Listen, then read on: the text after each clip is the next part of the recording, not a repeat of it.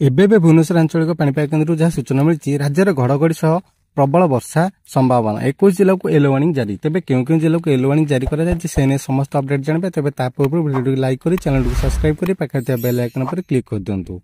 ତେବେ ଲଘୁଚାପ ପ୍ରଭାବରେ ରାଜ୍ୟର ବିଭିନ୍ନ ସ୍ଥାନରେ ଜାରି ରହିଛି ବର୍ଷା। ପ୍ରବଳ ବର୍ଷା ନେଇ ଆଜି 21 ଜିଲ୍ଲାକୁ ୟେଲୋ ୱାର୍ଣ୍ଣିଂ ଜାରି କରିଛି ପାଣିପାଗ ବିଭାଗ।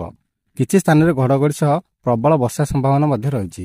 ବିଶେଷ କରି ଗଞ୍ଜାମ, ଗଜପତି, ପୁରୀ, ଖୋର୍ଦ୍ଧା, କଟକ, ଜଗତସିଂହପୁର, କେନ୍ଦ୍ରାପଡ଼ା, ଭଦ୍ରକ, ବାଲେଶ୍ୱର, ମୟୂରଭଞ୍ଜ, କେଉଁଝର ଜିଲ୍ଲାରେ ଘଡଘଡି ସହ ପ୍ରବଳ ବର୍ଷା ହେବାର ସମ୍ଭାବନା ରହିଛି। ସେହିପରି ଢେଙ୍କାନାଳ, ଯାଜପୁର, ବୌଦ୍ଧ, ଅନୁଗୁଳ, ଦେବଗଡ଼, ସୁନ୍ଦରଗଡ଼, ଝାରସୁଗୁଡ଼ା, ସମ୍ବଲପୁର, ବରଗଡ଼, ସୁବର୍ଣ୍ଣପୁର, କନ୍ଧମାଳ ଏବଂ ନୟାଗଡ଼ ଜିଲ୍ଲାରେ ମଧ୍ୟ ପ୍ରବଳ ବର୍ଷା ସହ ବଜ୍ରପାତ ସମ୍ଭାବନା ରହିଛି। ଟ୍ୱିନ୍ ସିଟି କଟକ, ଭୁବନେଶ୍ୱରରେ ମଧ୍ୟ ସକାଳୁ ସକାଳୁ ବର୍ଷା ଲାଗି ରହିଛି। ବଙ୍ଗୋପସାଗରରେ ଲଘୁଚାପ ପ୍ରଭାବରେ 2 ଦିନ ହେଲା ଥମିବାର ନାଁ ନେଉନି ବର୍ଷା।